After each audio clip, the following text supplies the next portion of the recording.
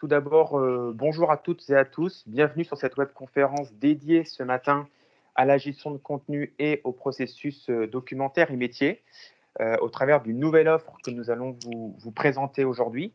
Je vais d'abord me présenter, Romain Leformal, je suis responsable marketing des solutions digitales chez Tessie France et je pilote notamment les offres autour des GED, SAE et Case Management, notamment au travers de cette plateforme Digital Place. Comme je l'indiquais, on vous invite à bien vouloir couper vos micros pour le confort de tous. Et puis évidemment, on prendra quelques questions en fin de session. Si vous souhaitez évidemment nous partager vos observations ou vos questions aussi en cours de présentation, n'hésitez pas à le faire au travers du chat. Je prendrai quelques instants pour y répondre. Comme je l'indiquais en introduction, on va aujourd'hui échanger ensemble autour d'un sujet clé dans les organisations, surtout dans un contexte de transformation des métiers, des usages, avec aussi le développement du télétravail et des échanges à distance, qui forcément amènent des nouveaux enjeux, des nouvelles tendances, des nouvelles pratiques au sein des organisations qui les poussent à revoir en partie ou totalement leur approche de la gestion de contenu. On le verra de quelle manière ce matin avec des approches beaucoup plus interopérables, beaucoup plus ouverts, avec des systèmes plutôt orientés vers les approches plateformes. Et puis, on vous présentera également notre approche Tessie, la manière dont on peut vous accompagner avec cette nouvelle plateforme Digital Place by Tessie. Alors, je vous disais quelques enjeux et tendances en introduction, avec, comme je l'indiquais, l'accélération des échanges digitaux qui amène une difficulté pour laquelle, qui s'est renforcée en tout cas ces dernières années, c'est le traitement de la donnée et la manière dont cette donnée peut vivre au sein de votre organisation et notamment la manière dont la donnée peut être accessible par vos collaborateurs. La multiplication des usages digitaux, des usages numériques, des échanges à distance fait qu'on abandonne de plus en plus le papier, même si on le verra, le papier a encore une existence et est loin de mourir, mais en tout cas nécessite la mise en œuvre de technologies, d'outils numériques qui a pour première conséquence de provoquer une explosion de la donnée qui vous parvient, qui doit être à traiter. Et une des conséquences, c'est le traitement de cette information, sa gestion et sa circulation en interne chez vous. Alors juste, je crois qu'il y a une personne qui a son micro activé, ce qui fait qu'il y a quelques perturbations. Voilà, je vous remercie. Donc je le disais, le traitement de l'information en interne, sa circulation, c'est une des conséquences majeures de cette explosion de la donnée et du développement de ces usages numériques. Et on le voit au travers de ce chiffre assez révélateur, 7h30, le temps moyen qu'un collaborateur passe à chercher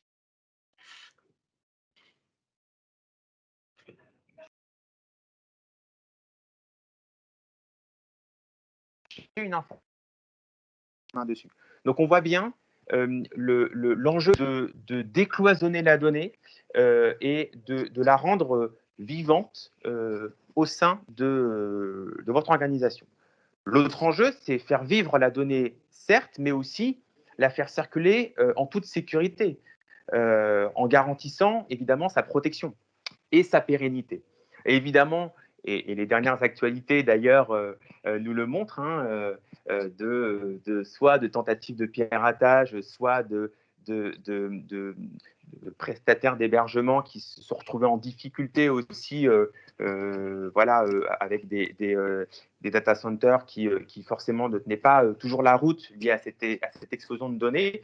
Et on s'est rendu compte que quand on échange avec nos clients sur ce sujet-là, on remarque que beaucoup encore d'organisations n'ont pas complètement conscience des risques liés à cette sécurité de l'information parce que justement, les systèmes ne sont pas suffisamment protégés et surtout, aucun budget n'a été prévu en cas justement d'incident de sécurité. On le voit, un chiffre quand même révélateur, 35 000 euros le coût moyen par un incident de sécurité informatique, c'est quand même pas rien.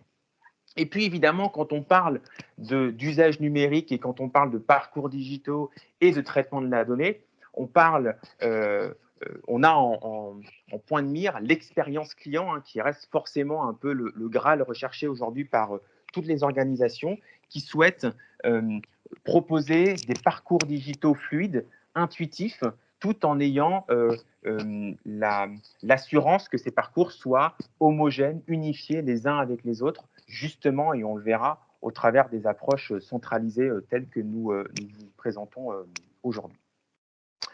Au travers de ces quelques chiffres, évidemment, des enjeux forts aujourd'hui quand on parle de transformation digitale, j'en ai développé quelques-uns. Évidemment, les parcours digitaux accentués, renforcés par l'accélération du télétravail et des échanges à distance, que ce soit entre vos collaborateurs ou que ce soit avec votre écosystème partenaires, fournisseurs, clients, usagers, patients.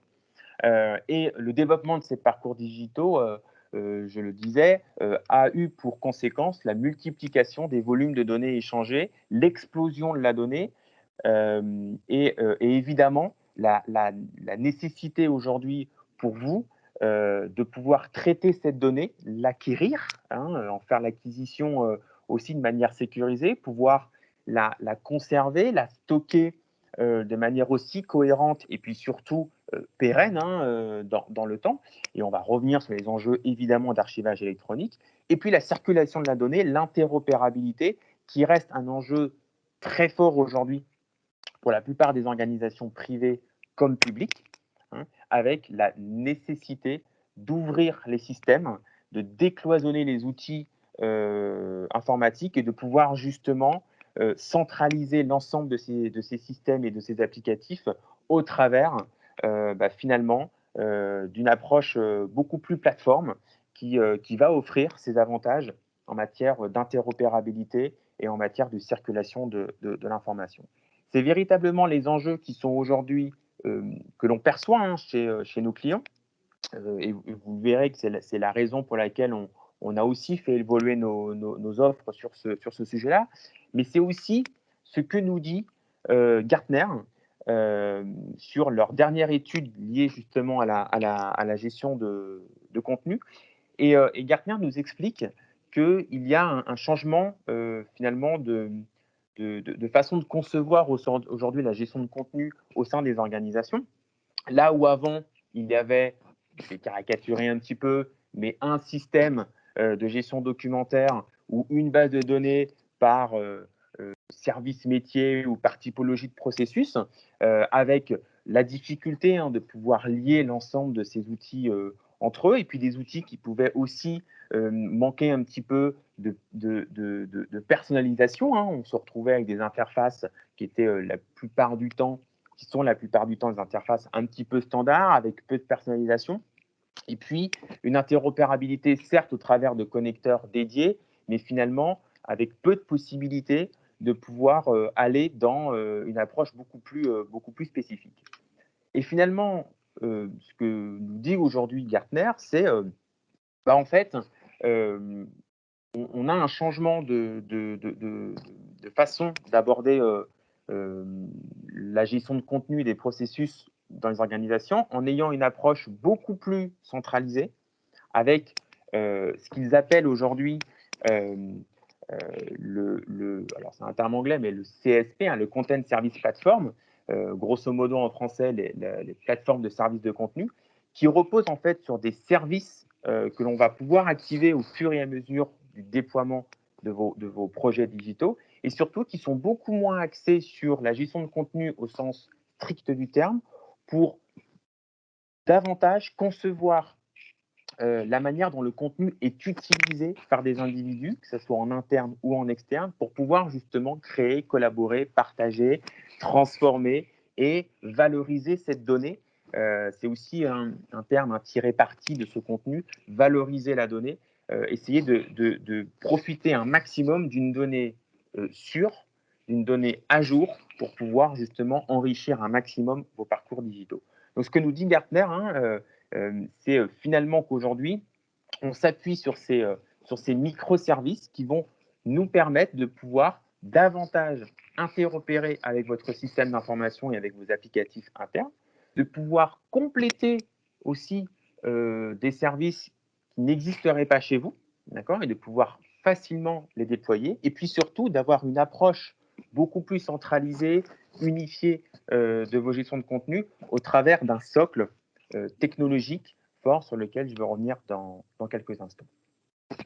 Donc l'ensemble de ces enjeux et de ces tendances, évidemment validés sur le terrain avec nos clients, nous ont poussé à nous aussi faire évoluer notre approche de la gestion de contenu et des processus, et finalement à proposer aujourd'hui au marché une plateforme qui s'appelle donc Digital Place by Tessie, et qui va vous permettre de déployer facilement et de manière, j'ai presque envie de dire harmonieuse, l'ensemble de vos parcours digitaux pour pouvoir justement répondre à l'objectif que vous avez tous aujourd'hui, qui est la transformation digitale de vos métiers et de vos pratiques, et justement au service d'une expérience client la plus enrichie possible. C'est l'ambition de cette plateforme. Alors, je regarde si par hasard il y a quelques questions.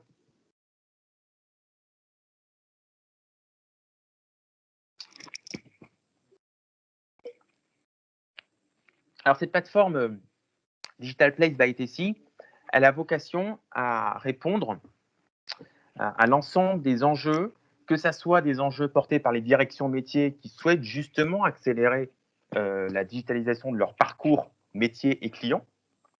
Et on peut voir aujourd'hui avec des usages dans la santé autour de la préadmission patient, on peut voir des usages dans la banque avec l'entrée en relation bancaire et l'ouverture de compte, etc., où on a véritablement une accélération aujourd'hui, et beaucoup de nos clients nous sollicitent aujourd'hui pour mettre en place ces parcours digitaux répondant à des usages métiers.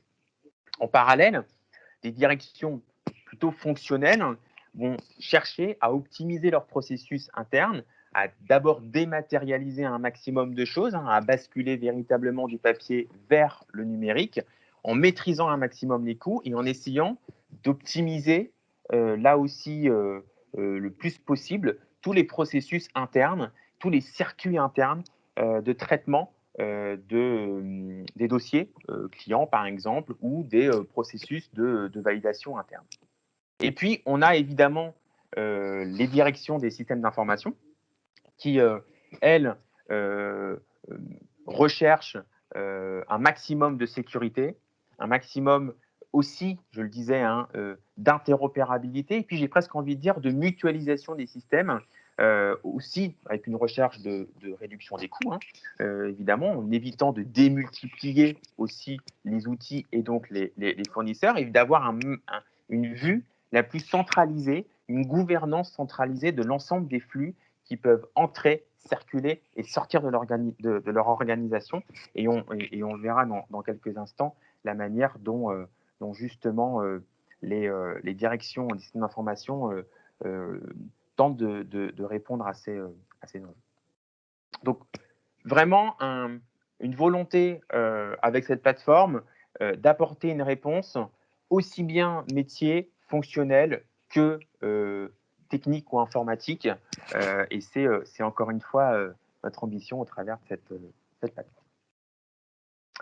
Alors, je vais vous présenter maintenant concrètement ce qu'on met derrière ce terme Digital Place by Tessie et justement cette approche plateforme avec un cœur, je vais plutôt commencer par vous décrire les trois promesses de cette plateforme. D'abord, vous fournir un socle qui est orienté gestion de contenu et de processus, qui est un petit peu le cerveau de cette plateforme et qui va vous permettre d'orchestrer et de conserver la donnée, le document, de manière centralisée au travers de deux briques qu'on décrira un petit peu plus tard. Une brique de content management, où on va retrouver des fonctionnalités de GED et d'archivage électronique.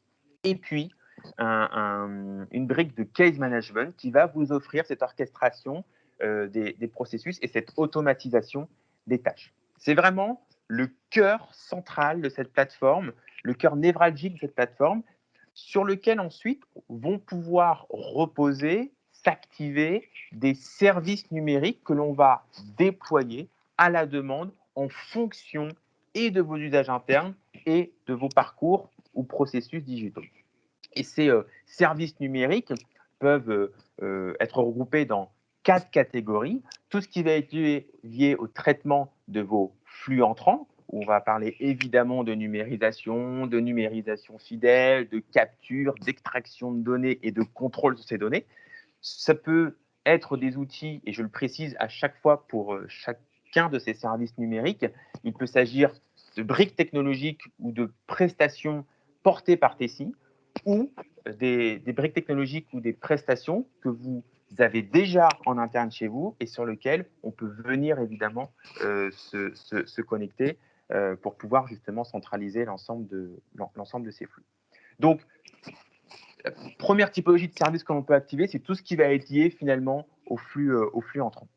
Deuxième brique également de service que l'on peut activer, c'est tout ce qui va être lié à la confiance numérique. Et là, on va retrouver aussi des enjeux forts chez vous de vérification d'identité, de lutte contre la fraude, de processus KYC, de signature électronique, de lettres recommandées électroniques.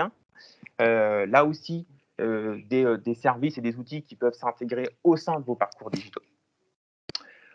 Troisième typologie de service, c'est tout ce qui va être lié à la gestion de la relation client et à la communication sortante, où on va là retrouver des services par exemple, de call center, des services d'éditique, des outils dits de CCM, notre Customer Communication Management, qui vont justement vous permettre de pouvoir porter des flux sortants de communication au travers de canaux digitaux. Et puis, évidemment, en complément de ce qui existe déjà chez vous, notre capacité à vous offrir des espaces clients, des portails web que l'on peut construire avec vous en complément de vos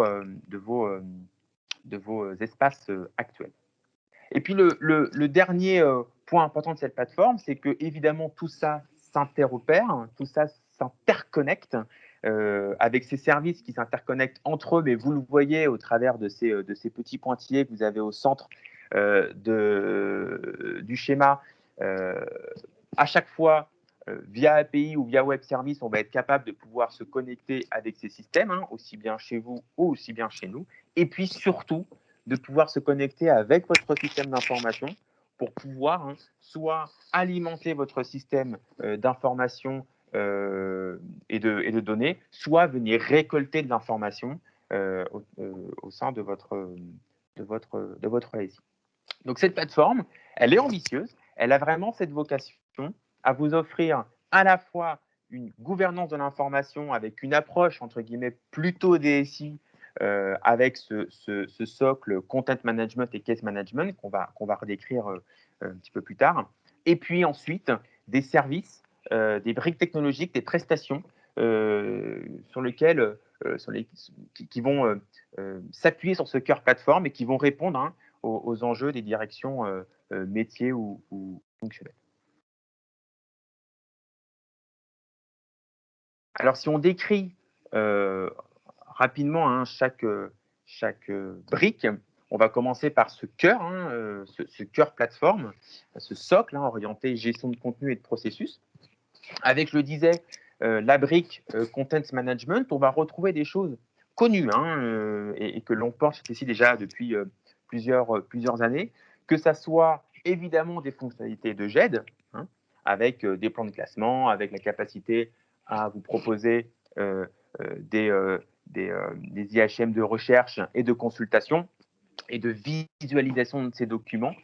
Donc ça, c'est vraiment les fonctionnalités de GED traditionnelles. Et puis autour de cette GED vont venir s'imbriquer un système d'archivage électronique à valeur probatoire qui va vous offrir évidemment toute la traçabilité, la sécurité, l'horodatage. Je ne vais pas redécrire ici l'archivage électronique, mais c'est véritablement la capacité à pouvoir archiver à valeur probatoire l'ensemble de vos documents et de vos données. D'accord ? Et puis surtout, au travers de ce cœur Content Management, on va vous offrir une solution orientée Big Data, donc pour traiter du volume, d'accord, avec une capacité de scalabilité très très forte. C'est-à-dire qu'on peut commencer avec des volumes plutôt faibles et très vite monter en puissance en fonction des parcours qui vont venir se brancher ou des flux qui vous parviennent. Et parce qu'aujourd'hui, la donnée, elle doit être disponible, elle doit être tout ouverte, surtout par exemple quand on parle de données de santé où le médecin, il peut très bien aussi besoin de la donnée à 4 heures du matin. Donc évidemment, c'est une plateforme qui assure une disponibilité continue 24/24, 7/7. D'accord ? L'objectif étant, au travers de cette brique et de ce cœur de plateforme, de vous aider à traiter, gérer et conserver l'ensemble de vos documents, le tout dans un référentiel unique. Donc là aussi, on évite de démultiplier les référentiels de stockage et surtout, on harmonise et on unifie pour faciliter l'accessibilité aussi bien en interne qu'en externe. Cette facilité d'accès et cette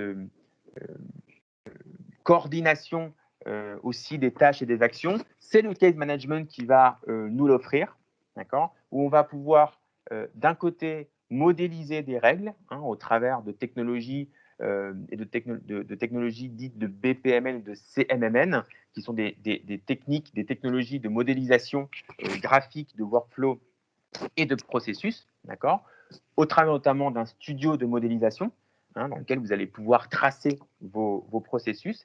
Et l'avantage du case management, c'est à la fois d'avoir une vue très métier autour du dossier client, d'accord, mais aussi une vue transversale avec des workflows qui sont beaucoup plus transversaux à votre organisation.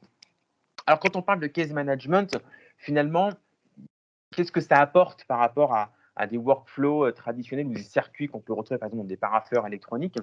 Le case management, il offre une vision orientée client. Alors, qu'est-ce que ça veut dire? Ça veut dire que bien souvent, quand on parle de workflow ou quand on parle de circuits de validation dans des parapheurs électroniques, ce sont souvent des systèmes qui sont orientés sur le document. Le cœur du système de workflow, ça reste le document qui doit être validé, qui doit être signé, etc., etc.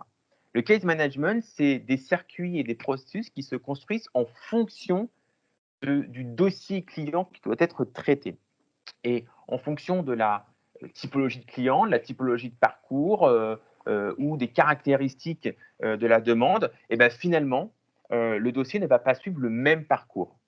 Et c'est là, justement, où les technologies de BPMN, de CMMN vont nous aider à pouvoir définir les étapes qui vont s'enchaîner de manière quasi dynamique pour pouvoir répondre à ces processus clients. Pour autant, au travers du case management, on retrouve des fonctionnalités de workflow, entre guillemets, simplifiées pour pouvoir répondre aussi à des circuits de validation en interne. Mais surtout, on va, au travers du case management, essayer d'automatiser un maximum de tâches pour que l'humain, pour que le gestionnaire, l'opérationnel, puisse intervenir au bon moment. D'accord ?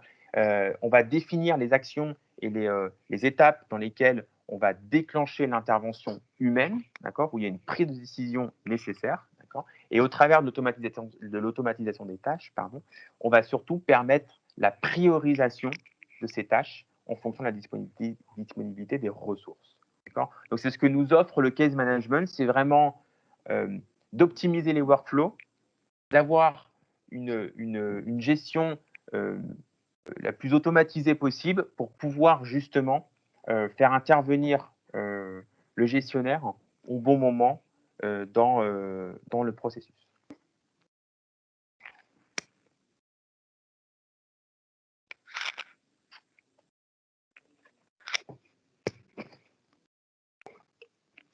Donc, ce que je vous ai décrit ici, c'est le cœur plateforme sur lequel je vais revenir sur le schéma. C'est vraiment cette brique ici qui constitue véritablement le socle technologique de cette plateforme. Et puis autour de ce socle, comme je l'indiquais, on va pouvoir activer des services.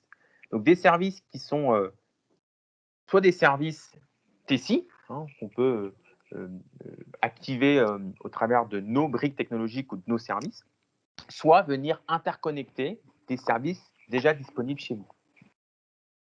Donc je le disais tout à l'heure, hein, il y a on a regroupé entre guillemets ces services autour de 4 catégories, hein, tout ce qui va être lié à la capture des flux entrants. On va retrouver des choses que vous connaissez aussi chez nous, chez Tessi, que ce soit sur la numérisation fidèle, l'acquisition, la capture de l'ensemble de ces flux avec une promesse qu'on vous fait ici, c'est la convergence des flux documentaires. C'est que l'ensemble des flux vont converger vers un système unique, ce fameux référentiel de données, ce fameux hub de données que j'évoquais tout à l'heure. Capture des flux, extraction intelligente avec des technologies d'IA, de RPA, de la DRAD, et puis évidemment des contrôles métiers qui vont répondre à vos enjeux de lutte contre la fraude, par exemple, ou de processus KYC avancés.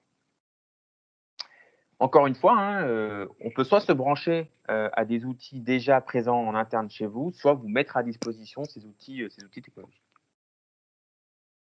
J'évoquais également tout à l'heure toute la partie confiance numérique. Là, encore, les enjeux et l'actualité récente poussent de plus en plus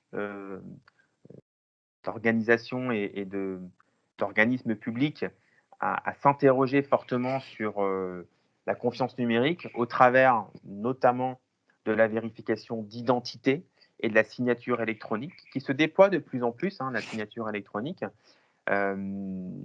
pour pouvoir répondre à la contractualisation, la souscription en ligne, l'ouverture de comptes bancaires, etc.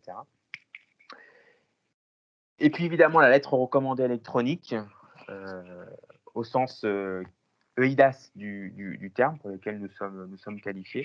Et là aussi, on peut vous accompagner sur cette partie-là. Troisième typologie de service que l'on peut également brancher, c'est tout ce qui va être lié à la gestion des interactions et à la gestion de la relation et de l'expérience client, soit au travers de dispositifs web que l'on peut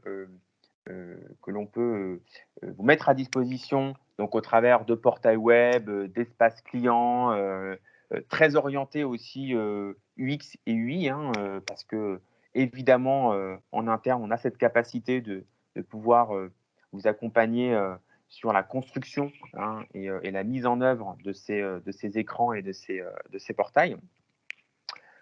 Ça peut aussi, et c'est d'ailleurs un point important, de pouvoir également récupérer la donnée issue de vos centres d'appel, notamment avec l'interfaçage avec des outils type CRC Vocalcom, etc., pour là aussi enrichir la connaissance client. Et puis évidemment, une activité que vous connaissez aussi chez Tessi, qui est l'éditique et le CCM multicanal, où on va pouvoir vous mettre à disposition des processus éditiques de courrier massifié ou égrené, et puis aussi des outils technologiques pour pouvoir porter vos projets de gestion de communication sortante multicanal au travers de canaux digitaux.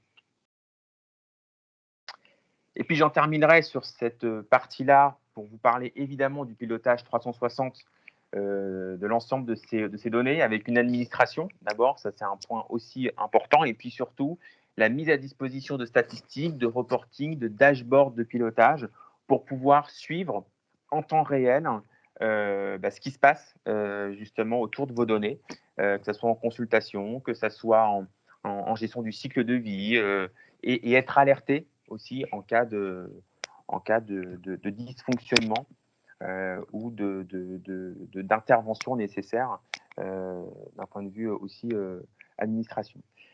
Donc cette vue 360, elle est possible justement parce que on a cette capacité à pouvoir centraliser l'ensemble de ces informations au travers de ce dispositif de case management et de content management.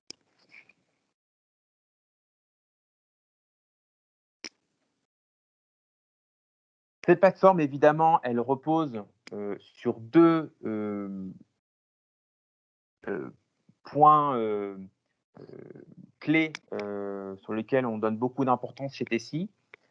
Évidemment, une infrastructure interopérable et puis des enjeux aussi de respect des normes et des qualifications que je vais vous présenter rapidement dans quelques instants.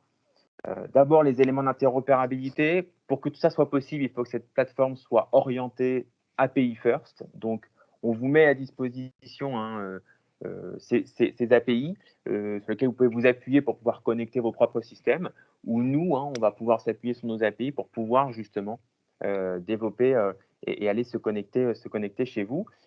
On vous met également à disposition, ou on dispose du moins d'une bibliothèque de connecteurs applicatifs pour pouvoir se connecter à des applications de type Salesforce, par exemple, des outils de marketing automation, des outils de facturation, etc., qui sont des connecteurs applicatifs standards, d'accord, et qui vous permettent de vous connecter rapidement avec peu de temps de déploiement aussi projet. Et évidemment, au travers de ces API et de cette bibliothèque de connecteurs applicatifs, on va favoriser cette accessibilité telle que je voulais présenter. Et je disais, un hébergement sécurisé des flux et des données, au travers notamment de nos certifications, et notamment la certification NF461 en tant que système d'archivage électronique à valeur probatoire, puisque vous l'avez compris, au travers de ce cœur plateforme, on vous garantit la valeur probatoire de vos archives numériques qui sont versées. Les éléments de sécurité, vous bénéficiez d'une infrastructure certifiée ISO 9001, 27001, avec de très haute disponibilité également. Donc ça, c'est l'infrastructure Tessie aussi sur lesquelles on donne, nos enjeux internes sont très forts et on donne priorité très forte. Et puis évidemment, la protection de vos données, avec évidemment le respect des exigences du RGPD, mais aussi la capacité à pouvoir gérer la donnée de santé au travers de notre certification hébergement de données de santé, HDS, et puis également, s'il y a des organismes publics qui nous écoutent, notre certification SIAF pour l'archivage électronique des documents publics.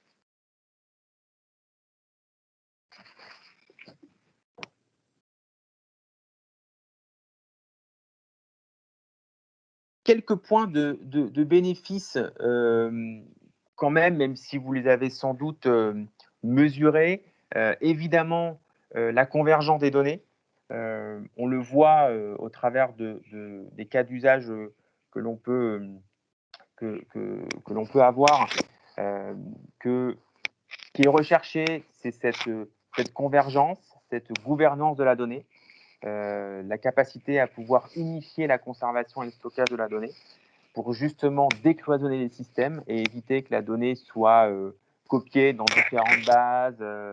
Un coup, on met du pont avec un T, un coup, on met du pont avec un D, etc. Donc, on a finalement la garantie que la donnée et que le document, finalement, est stocké dans un seul et même endroit et mis à disposition d'autant de systèmes que cela est nécessaire.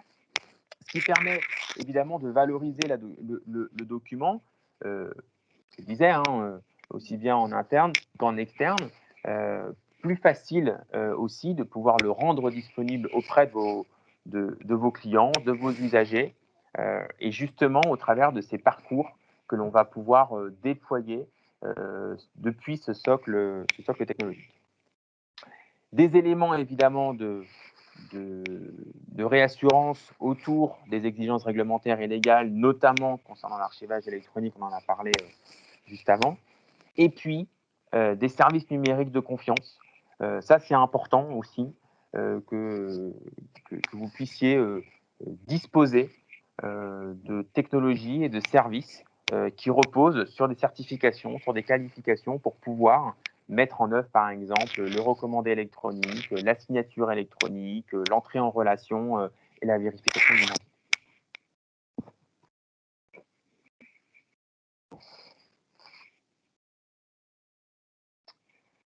Alors, quelques cas d'usage rapides, parce que je vois que le temps tourne. Celui d'un client récent qui s'appelle AGFIP, qui a fait appel à nous justement dans ce cadre d'unification et de centralisation de la donnée. On a mis à disposition d'AGFIP ce cœur plateforme au travers d'un outil de GED SAE et d'un outil de case management qui vers lesquels vont être versés tous les flux numérisés fidèlement au travers de nos chaînes de numérisation de courrier entrant certifiés NF544.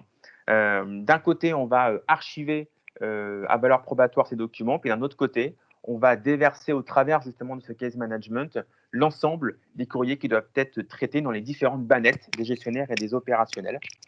Donc il y a là aussi ce traitement de la donnée où tout est finalement unifié et centralisé dans un même dispositif de GED SAE, et puis ce case management qui va, comme vous le voyez sur l'écran, hein, permettre d'orchestrer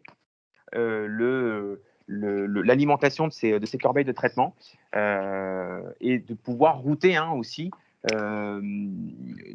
dans la bonne corbeille en fonction de la disponibilité des gestionnaires. Alors en phase initiale, on est sur 4 délégations de la GFIP. À terme, c'est une quinzaine de délégations qui seront équipées. D'ailleurs, cette semaine, nous les accompagnons dans la mise en œuvre de cette plateforme dans ces 15 délégations. À terme, pour la GFIP, c'est de basculer vers la copie fiable. Alors, quelques mots sur la copie fiable.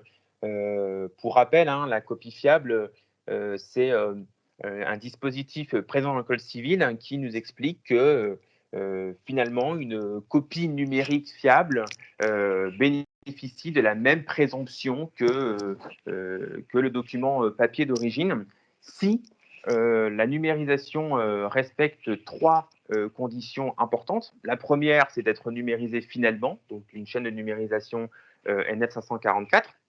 Deuxième chose, et là c'est un peu technique, c'est un eurodatage qualifié au moment du versement dans le système d'archivage électronique. Et puis la troisième condition, c'est un archivage électronique à valeur probatoire au sens de la certification NF 461.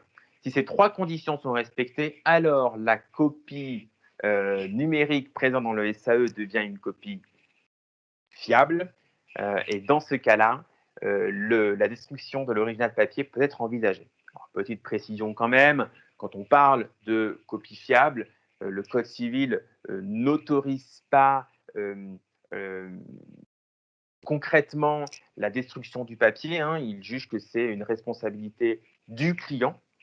Donc, quand on met en place ce genre de système et de dispositif chez nos clients, c'est le client final qui décide s'il souhaite détruire ou pas son original papier. Sachant qu'il n'y a pas eu encore véritablement de jurisprudence sur le sujet, on peut dire que nos clients sont encore un petit peu frileux à la destruction finale de ce document original. Le deuxième cas d'usage aussi rapide, c'est celui de Euler Hermès.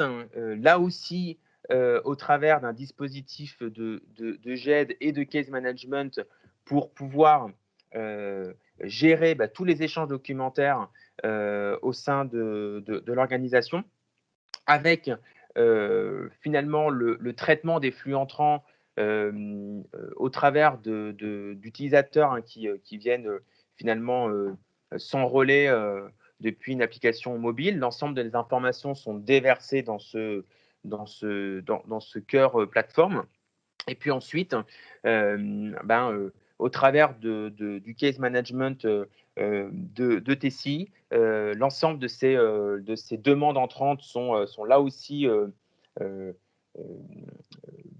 automatisées et viennent alimenter les corbeilles de traitement des gestionnaires. Et là, on va plus loin puisque à l'issue en fait du traitement, on va être capable de réaliser une signature électronique des documents qui sont générés depuis les applicatifs de LR-Hermès. Donc, vous voyez un petit peu ce que ça représente en termes de volumétrie de données, 15 à 20 millions de documents générés et conservés pendant 10 ans. Et surtout, la diversité d'utilisateurs qui sont amenés à se connecter sur ces portails, que ce soit des clients, des assurés, des intermédiaires, des collaborateurs. Et on voit aussi la mise en œuvre de ces dispositifs dans plus de 50 pays. Donc, on voit finalement la force et la robustesse de cette plateforme et de ce dispositif. Et puis, un dernier mot rapide sur un client historique de Tessie qui s'appelle CNP Assurance. Là aussi, les enjeux sont proches des cas d'usage que j'ai pu vous présenter précédemment, où là aussi, on va mettre en place une numérisation de tous les documents d'essai, assurance vie, acte de gestion, au travers de nos centres de production. Alors, on ne parle pas de numérisation fidèle, ici, on parle juste de numérisation. Et on va injecter massivement l'ensemble de ces documents dans le socle de jet de SAE. Et ensuite, effectivement, le case management prend le relais pour pouvoir mener ces processus et automatiser ces traitements, notamment les aspects de relance automatique. Et puis, ce qui est aussi important dans le projet CNP, c'est qu'on a été plus loin encore avec eux, puisqu'on les a accompagnés dans la conception d'interfaces web et de portails web à destination de leurs clients pour pouvoir justement suivre leurs demandes. Donc, vous voyez aussi quelques éléments de chiffres clés et de bénéfices que je vous laisse consulter. Et surtout les bénéfices en matière de réduction de temps, de recherche, de traitement de l'information et même d'amélioration du service client final.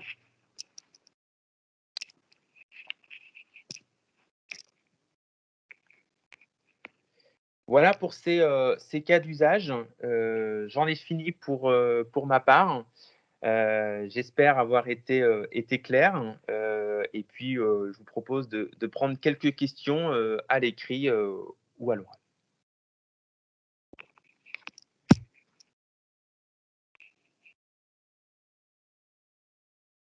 Je vois qu'il y a une question sur la certification HDS. Pour rappel, évidemment, on est en capacité de pouvoir héberger l'ensemble de ces dispositifs dans un environnement certifié hébergement de données de santé, en réponse aux enjeux des organismes métiers et des organismes de santé, que ce soit des centres hospitaliers, que ce soit des groupements hospitaliers territoriaux, que ce soit des laboratoires, que ce soit des cliniques, par exemple. Donc, c'est par exemple un cas que j'aurais également pu vous citer ici, celui de la NGEN. Là aussi, avec l'archivage électronique de l'ensemble des dossiers patients et des documents de santé qui sont numérisés fidèlement en amont et qui sont déversés dans un système d'archivage électronique hébergé dans un data center certifié HDS à Bordeaux.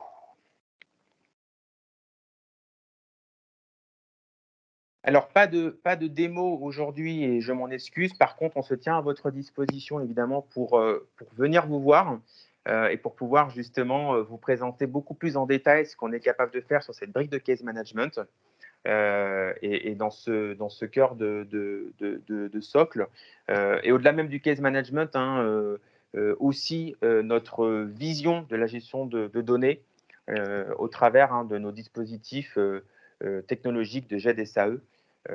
Que certains connaissent, mais des évolutions ont été réalisées et on sera ravis de venir vous présenter ça, alors chez vous ou à distance, au travers d'une démonstration.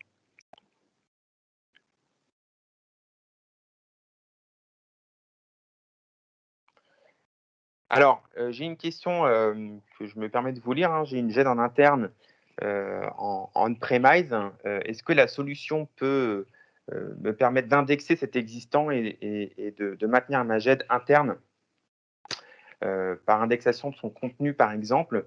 Ce que vous voulez dire par là, c'est qu'on soit capable de récupérer ce qu'il y a dans votre GED existante et de le réindexer dans notre système. N'hésitez pas à intervenir à l'oral pour préciser. Oui, en fait, c'est moi qui ai posé la question. En fait, c'est garder les GED internes et que la solution puisse indexer, c'est-à-dire lorsque je fais une recherche dans le CSP, à partir de 2-3 mots-clés, je vais pouvoir savoir que j'ai quelques documents en interne qui existent.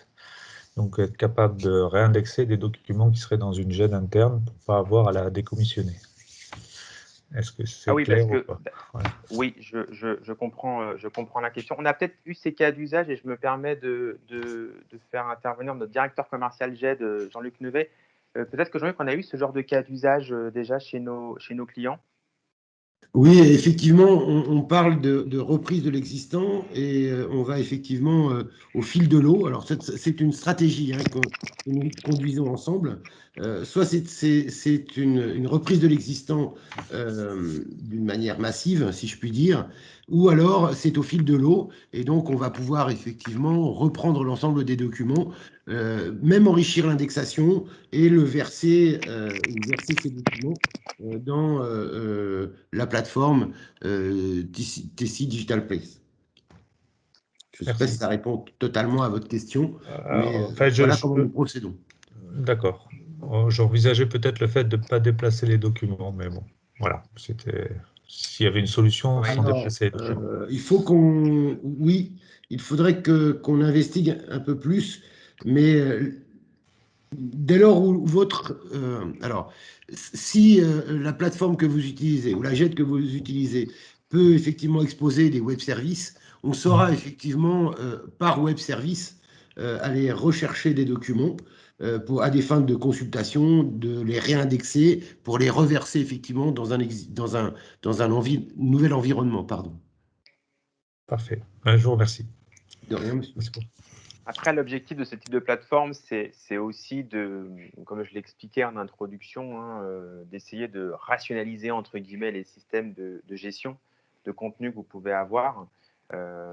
Mais effectivement, nous, on expose nos API et on est tout à fait en mesure de pouvoir récupérer, ou en tout cas venir chercher de l'information dans des systèmes de gestion existants. Est-ce qu'il y a d'autres questions? Je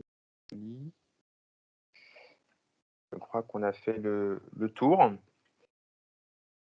Eh bien, s'il n'y a pas d'autres questions, je n'ai plus qu'à vous remercier de votre attention et de vos questions.